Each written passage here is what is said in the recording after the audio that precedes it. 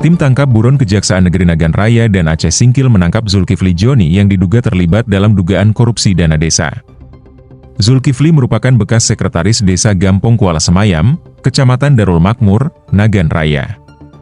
Kasih Intel Kejari Aceh Singkil, Budi Febrinadi mengatakan, Zulkifli ditangkap di Desa Teluk Nibung, Kecamatan Pulau Banyak, Aceh Singkil, 9 November 2024. Ia buron sejak tidak lagi menjabat sebagai sekdes di Gampong Kuala Seumayam, Kecamatan Darul Makmur, Nagan Raya. Budi menyebutkan, berdasarkan hasil audit Inspektorat Nagan Raya, kerugian negara akibat tindakan korupsi ini mencapai 1,7 miliar rupiah. Sidang dan sudah ada putusan. Sekarang Bapak ini kan kemarin kita panggil nggak mau korporatif. Jadi sekarang hari ini kita amankan. Ini Allah anak betul ini kan katanya kan kena kabur ada kena udah kita nadi lama tinggal. Jadi nya Kuala Semayam. Kuala Semayam ke ini.